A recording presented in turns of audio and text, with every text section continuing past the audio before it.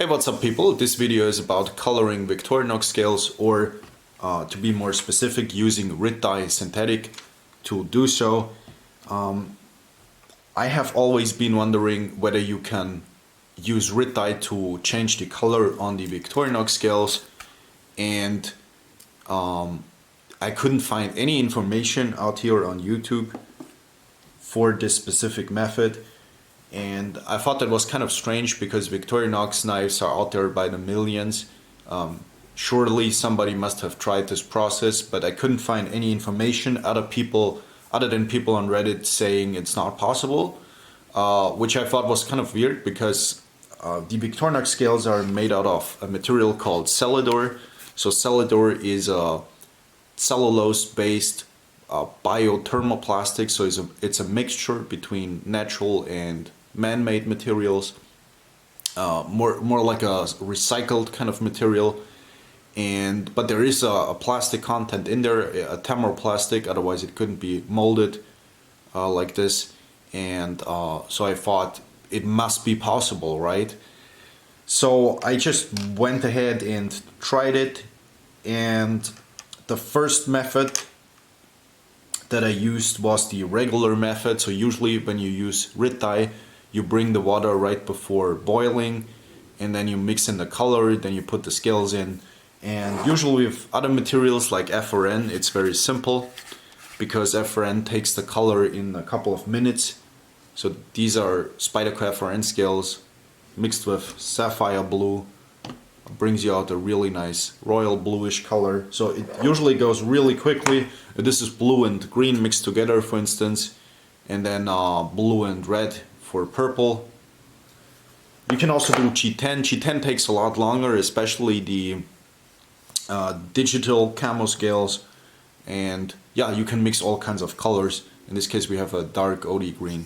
So usually it goes usually the method is always the same: bring the water right before boiling, drop in the scales. So I did it the same way on my first two scales. These started off as white plus scales, and as you can see, the the experiment went horribly wrong. The scales really bent dramatically, so they are no longer usable, which is also why I drilled a hole in the scales later, because I wanted to do further testings with these since I already messed them up.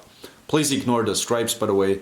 This is a different coloring process that I tried afterwards because I wasn't successful with grit dyeing. But from this process I learned two things, actually more than two things, more like 3 or 4 things. So the first thing is that you have to be very careful with the temperature, because overheating is definitely a thing, as we can see here. The second thing I learned is that coloring Cellidor scales is definitely possible, otherwise we wouldn't have gotten such a beautiful turquoise or sage green on the right. The third thing I learned is these are both white scales, so they started off completely white, and the back scale didn't took the color as well as the front scale, even though they were in for the exact same amount of time in the same position with the same heat applied to them. So the something is wrong, something is different on the white back scales for some reason in terms of material composition. I don't know why that is. Maybe they use a different mixture because the plus scales have more cutouts. I don't know the exact reason, but we can see that there is a material difference because of the different color grade. So after this failed experiment that I did, I tried to color them using grit dye without any heat. Didn't work at all. You need to have at least some sort of heat in order for the color to sink into the material. So I just did a very simple process. Before you put any scales in any grit dye, of course you should degrease them, because the grease is also keeping it from taking its color. And so I degreased my scales again, like I did with these. But then I turned on the stove on the lowest possible temperature, so the lowest setting on the stove. And I put my scales in for hours, and in between I turned off the stove, turned it on again, turned it off, turned it on. So I was very careful with keeping the heat very even and at the lowest possible temperature, because apparently Cellidor doesn't like to go above 50 degrees Celsius. So you should be very careful with the heat. I didn't check the heat with any temperature settings, I just put it on the lowest possible setting. And my second type of scales were successful. For instance, these are green scales. So white scales started out as white scales again, mixed with green. And then later I dropped it in some black color because I accidentally scratched them with Barkeeper's Friend. So I had a uneven spot in here, which by the way is present in all the scales I did. So there's always this one spot right above the logo that doesn't take the color as well. You can see it here as well. I don't know why that is. It must have to do with the molding process or something. But I wanted to get the scratches out, used Barkeeper's Friend, and immediately scratched up my scale. So don't use Barkeeper's Friend on this process. It's not gonna end up well.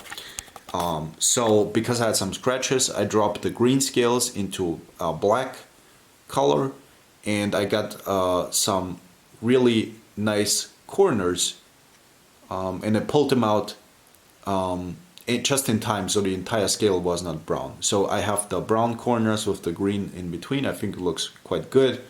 Before that, the scales had a similar to this sage type of color. So white scales in green will give you a sage or a turquoise color if you leave them in long enough. And if you drop them in black again, you will get brown corners after that. So that was successful. I was unsuccessful with coloring the back scales of the white scales in low temperature. So these have been sitting in the solution for the longest amount of all of these, and they still wouldn't take the color because there is apparently more heat necessary for the white back scales, the plus scales at least. As far as I know, I haven't tested white scales that are not plus scales.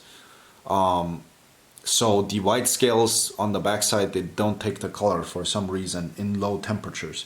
So with these it wasn't possible. Oh, by the way, also the deformation is not happening on this one. So there's a slight deformation, but that was actually the factory deformation, because every Cellidor scale has a factory deformation already. And I took pictures before and afterwards so I could check if it was my own fault or the factory deformation. This is a white scale mixed with blue. You first get like a pink kind of color, and then eventually it goes into purple. Probably it will turn into blue if you leave it in long enough, but I pulled it out and got this nice purple. Again, you can see there is an uneven spot right here, and you will always have this. The Victorinox shield is not impacted by this process, which is something I really like. I did not expect the logo to hold up to the red dye, but apparently it does. Well, actually it's kind of obvious because this is metal and it will not decolor as easily with a synthetic coloring method. What happens if you drop in the regular red scales? So this is an original Swiss Army knife Victorinox red scale. And if you drop these in, these are actually mixed with green, and you get this really dark cherry red, almost burgundy red kind of color. So it's also possible with the red scales, but with the red scales you will always get a burgundy type of color no matter which other color you mix them in.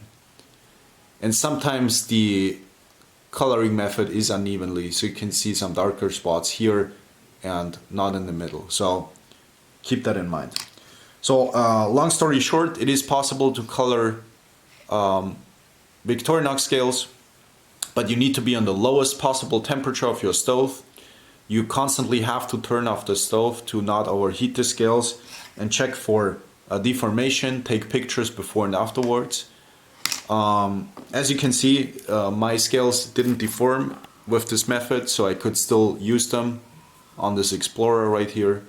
So there are no gaps in between, fits on there perfectly. So yeah, it is possible to not overheat them and take the color, but it will be a very slow process. It usually takes a couple of hours. You can do something else in between.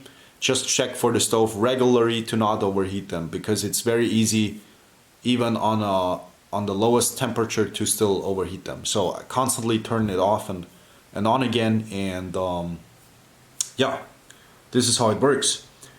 So again, for some coloring, the white back scales are not able to be colored with this method, only with more heat, and heat deforms them. So I guess you can only do front scales, and back scales probably only with the other colors that are available, but not with the white colors for some reason. At least on the plus scales. Maybe you can try the white non-plus scales and share your experiences in the comments down below.